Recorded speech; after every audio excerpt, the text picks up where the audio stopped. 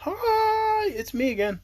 I'm here to read The Wonderful Wizard of Oz. Now, if you notice that the background looks totally different tonight, it's not because I got crazy on Zoom and found new backgrounds. No. As it turns out, my kids drove my wife insane. So she drove us into their bedroom, or the girls' room.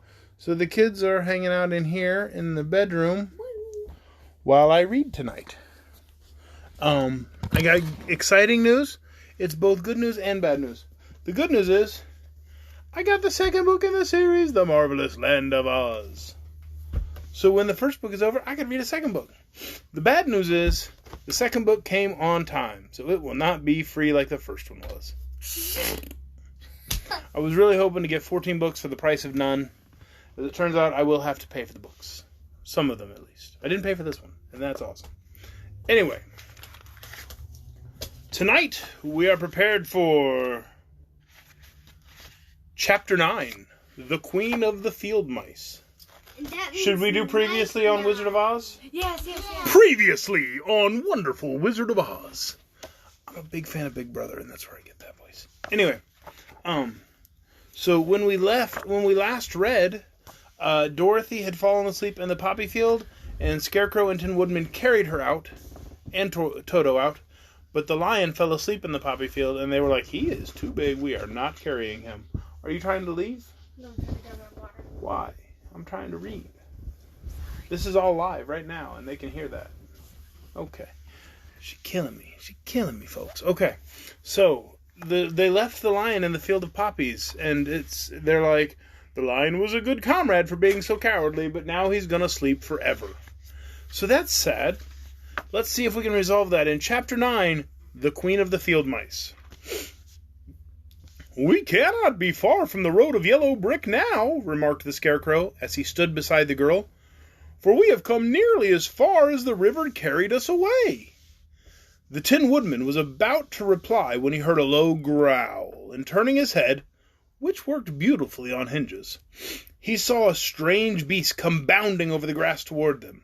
It was indeed a great yellow wildcat, and the Woodman thought it must be chasing something, for its ears were lying close to its head, and its mouth was wide open, showing 2 rows of ugly teeth, while its red eyes glowed like balls of fire.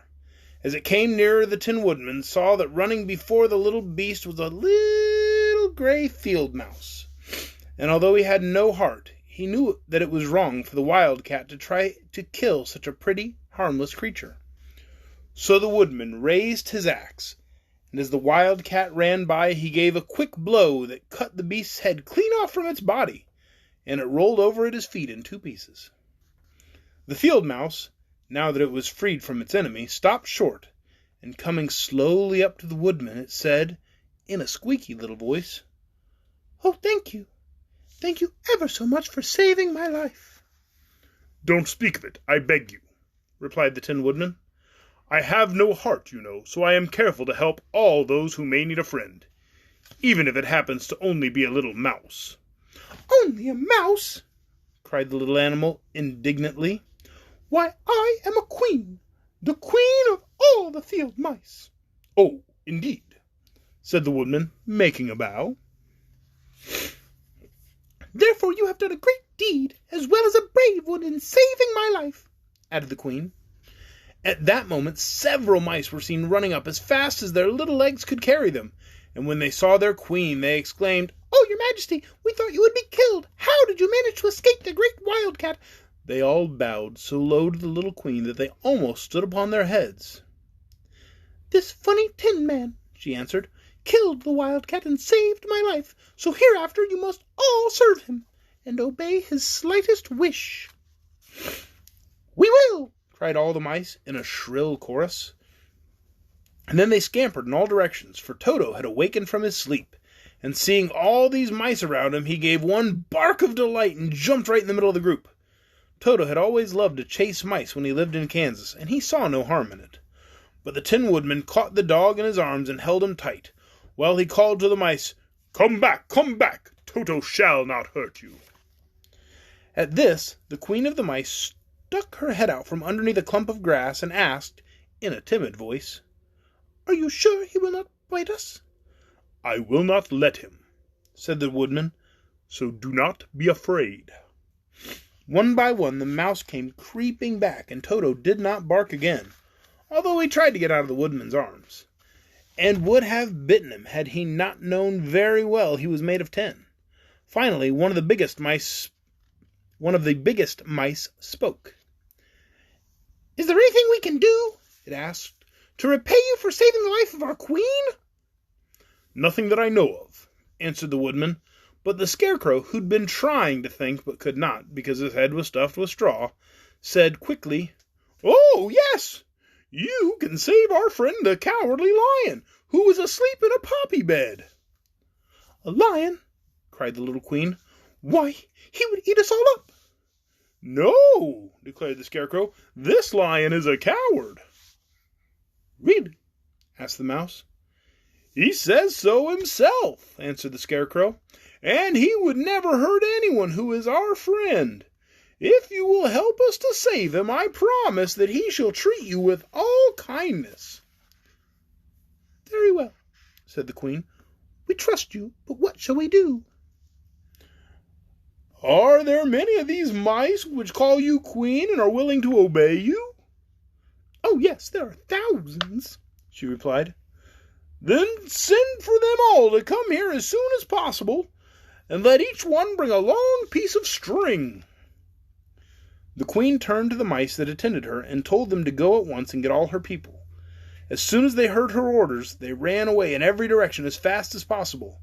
"Now," said the Scarecrow to the Tin Woodman, "you must go to those trees by the riverside and make a truck that will carry the lion."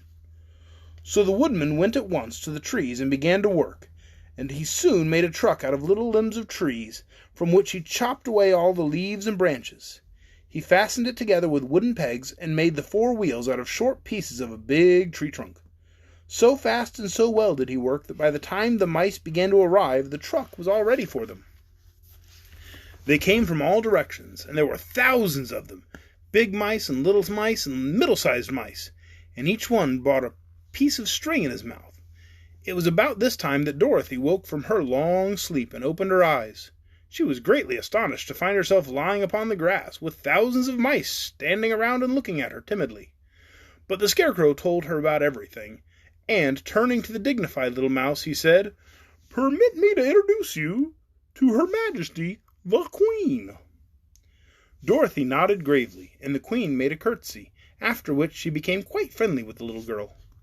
The Scarecrow and the Woodman now began to fasten the mice to the truck, using the strings they had brought. One end of a string was tied around the neck of each mouse, and the other end to the truck. Of course, the truck was 1,000 times bigger than any of the mice who were to draw it, but when all the mice had been harnessed, they were able to pull it quite easily. Even the Scarecrow and the Tin Woodman could sit on it, and were drawn swiftly by their queer little horses to the place where the lion lay asleep. After a great deal of hard work, for the lion was quite heavy, they managed to get him up on the truck. Then the Queen hurriedly gave her people the order to start, for she feared if the mice stayed among the poppies too long, they too would fall asleep. At first the little creatures, many though they were, could hardly stir the loaded, heavy truck, but the Woodman and the Scarecrow both pushed from behind, and they got along better. Soon they rolled the lion out of the poppy bed to the green fields, where he could breathe the sweet, fresh air again instead of the poisonous scent of flowers. Dorothy came to meet them and thanked the little mice warmly for saving her companion from death. She had grown so fond of the big lion, she was glad he had been rescued. Then the mice were unharnessed from the truck and scampered away through the grass to find their homes. The Queen of the Mice was the last to leave. "If you ever need us again," she said, "come out into the field and call, and we shall hear you and come to your assistance. Goodbye." "Goodbye," they all answered, and away the Queen ran, while Dorothy held Toto lest he should run after her and frighten her. After this they sat down beside the lion until he should awaken, and the Scarecrow brought Dorothy some fruit from a tree nearby, which she ate for dinner. And that is the end of Chapter 9. So we rescued the lion! Hooray! Otherwise I was never going to get to do the lion's voice again. It was going to make the girls very unhappy. Oh my goodness, not this again. It's okay, Noodly Nose. Noodly Nose. We're gonna have spaghetti one night, and then you're gonna yawn about her having The girls spaghetti love come the out lion voice. all over you from her nose. Tomorrow night, Chapter 10, The Guardian of the Gate. Thanks, everybody, for tuning in. I really enjoy this. I hope you're enjoying it as much as I am. Good night.